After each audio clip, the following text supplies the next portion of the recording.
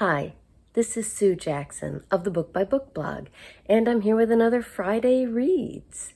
You can see my surroundings are a bit different today. I am squeezed into a little corner of our bedroom because we've got a full house. Our son and his girlfriend arrived home yesterday after a month-long epic road trip. They went everywhere. They started here in Delaware.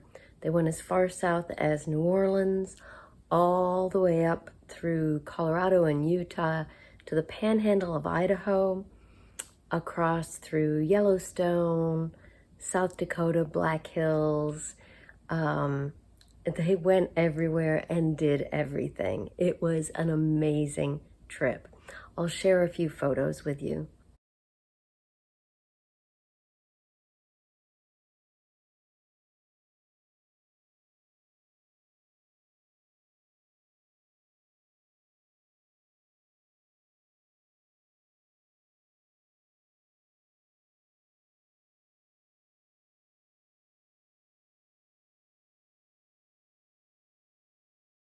So they both got home last night and we were thrilled to welcome them home. Had a nice dinner with all of us around the table, including our younger son and his girlfriend too. So wonderful to have all 6 of us together around the table. Doesn't happen very often these days. And the 4 of us, our older son and his girlfriend and my husband and I, are getting ready to leave tomorrow for the wedding of one of my son's oldest and dearest friends. His 2 closest friends, all 3 of them are named James. They met in kindergarten. They are now 30 years old, which is mind-blowing, and still very good friends. So we're attending his wedding this weekend down in Virginia. So another road trip, another weekend, another road trip. But we're really looking forward to this. It should be a lot of fun. So, on to the reading. It is still Big Book Summer. And just a reminder, all kinds of merch is available on my shop. I'll include the link. Lots of stuff. If you're participating in Big Book Summer, and a lot of people are, I've just been stunned by the response this year. I've been running this challenge for 12 years. This is the 12th year. And for some reason, it blew up this year. Loads and loads and loads of booktubers have joined the fun this summer. So lots of fun to be had. You only need to read one book of 400 or more pages in order to participate. So it's very simple. You set your own goals, any kind of books, and yeah, and it's a lot of fun. We've also got a Goodreads group where we've got some great discussions going on about the big books everybody is reading this summer. And the first book I'm starting with is Lonesome Dove by Larry McMurtry. And when I mentioned that this was one of my Big Book Summer books this year, definitely qualifies at 850 pages. A whole bunch of other people said they were also going to read it. So we've made this our official read-along. So we've also got some discussion threads in the Goodreads group about Lonesome Dove. So whether you're reading this or some other big book this summer, join the fun and sign up for the challenge. I'll include the link below to the video and to my blog post with all the details. So I am now 350 pages in, almost halfway already, and what everyone told me was true. When people kept telling me that this 850 page book was a fast read, honestly, I didn't believe them. But they're right, it is a pretty fast read. Today is the 13th. I think I started it maybe May 31st. I haven't been reading it that long, and I'm making good progress. So really enjoying it. And again, everybody told me it was an amazing book. I have to admit, even though I chose it and I wanted to read it, I wasn't convinced about that either, just because Westerns aren't my usual genre. But I am loving it. It's a fun story with amazing in-depth characters that you really get to know. The basic plot is that these two older men are ex-Texas Rangers. They've had this little livery business in the tiny town of Lonesome Dove, Texas, on the Mexico border for years, ever since they retired from the Rangers. And it takes place in about 1870. And life is very routine for them and their small crew of cowboys when all of a sudden they decide to put together a herd of cattle and take it all the way up to Montana. So that's the basic plot, but there is so much else that happens. And one of the things I'm loving is that the author is not just focused on this group, and they have added additional cowboys, ranch hands, to help them with this cattle drive. But it's not just that group, but all these other people who are related to this group, tangentially, or whose paths cross. So, and I was very pleased to find out that it's not only filled with male characters. They're cowboys, so there are a lot of male characters, but there are also some fabulous female characters here. And what has delighted me to no end is that the author has an excellent sense of humor. There's a chapter near the beginning, chapter 8, I think, about the sign that is in front of their livery business. So it's just this little tiny place. But one of the ex-Texas Rangers, Gus, is fairly well educated for the time and the place, and he has put together this sign. And some of them are illiterate and can't even read the sign, but they're all very, very proud of the sign.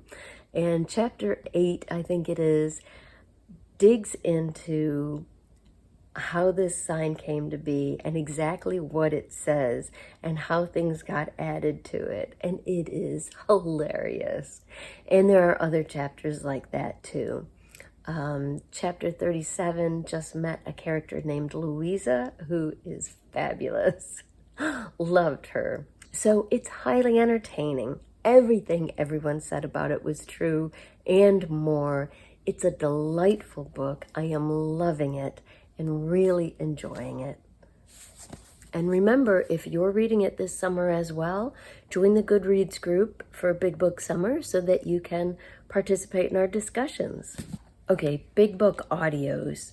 So I have to admit, I had a little bit of a book hangover after listening to The Women by Kristen Hanna. I finished it shortly after I recorded last week's video. That book, it is a stunning novel. So powerful, so engrossing, such amazing characters. I was just fully pulled into the story from the first chapters and loved it.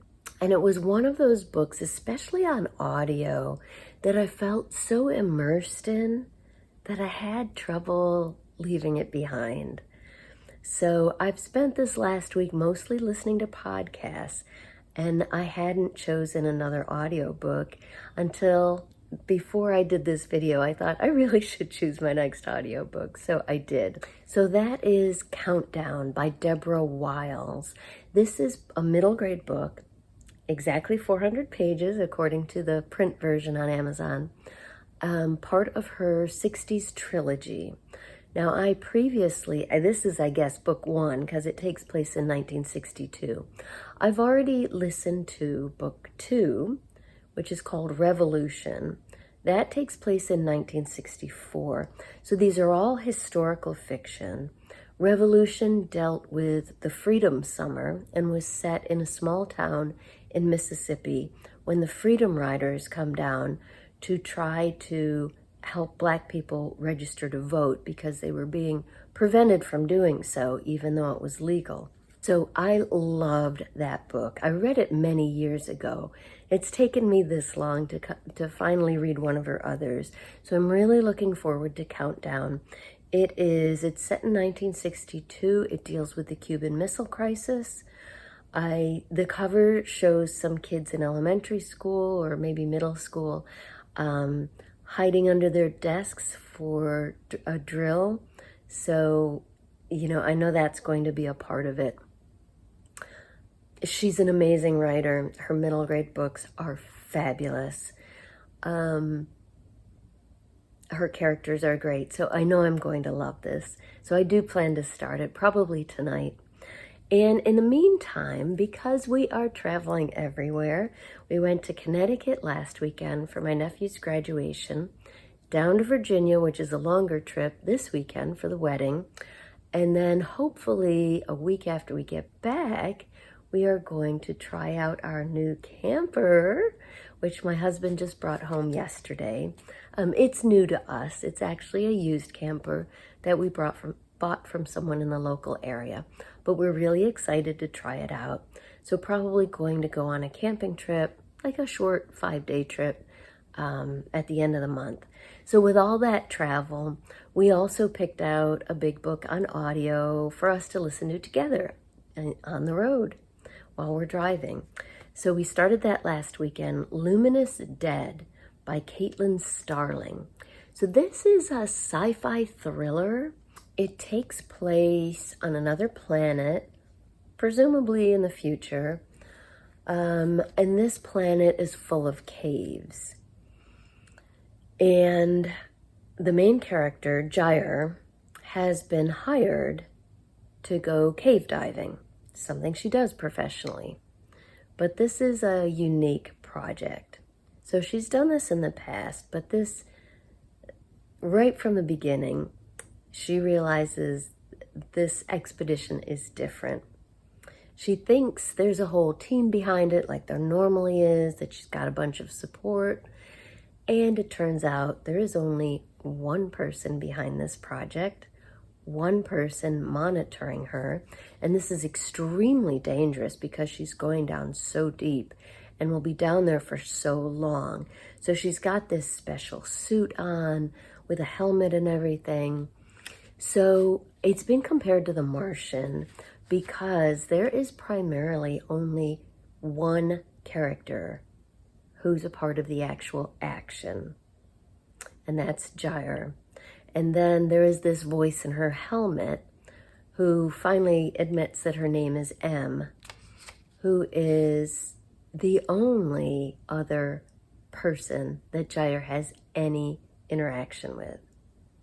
So it's very The Martian-like in that respect. It's one person trying to survive in this foreign, dangerous environment. And there are also these things called tunnelers on this planet, which is presumably where all the caves came from. They are some kind of beast or creature. All we know is that Jair is really afraid of them. So it's excellent so far. As with The Martian, it creates a unique kind of atmosphere, just one person with one person as backup in her ear, trying to survive and complete this mission. So we're enjoying it so far. Can't wait to listen to more this weekend. About a month ago, I said I was, like I do on my blog, was also going to include what my husband and son are reading. I haven't been doing that, but my husband is enjoying The Grapes of Wrath by John Steinbeck. That's his first read for Big Book Summer. I read it for the challenge last year and loved it. He's enjoying it so far. He got to my favorite line in the book, which I quote all the time. "Women's is always tired." And it is said in that kind of dialect. So yeah, I guess you have to be there, but if you've read it, you know. So he got to that point, so we've been laughing about that. It is, as he pointed out, a sad book. The situation's pretty sad, and some sad things happen in it. But Steinbeck does have some wit and his writing reflects that. So he's enjoying that. Our son just came back from this massive trip, so he is still reading the book that he was reading about a month ago, but it is definitely a big book. Now, he teases me about Big Book Summer because he says if a book is in at least 400 pages, it's not worth reading. His jam is epic fantasies. The bigger, the better. So he's reading An Echo of Things to Come by, oh shoot, I forgot the author's name. I've been writing it all month in my updates. I'll put it down here. It's book 2 of the Licanius trilogy, and John Islington, I think. And he's really enjoying it, but I saw it today. He's reading it downstairs right now. It's a huge book. It's like 800 or 900 pages. So he is very much enjoying it. Did not have a lot of reading time in between driving all over the country and keeping his girlfriend company when she was driving. So yeah, so he's enjoying that, and he loves that author. So that's what we're reading this week. Please let me know in the comments down below what you're reading.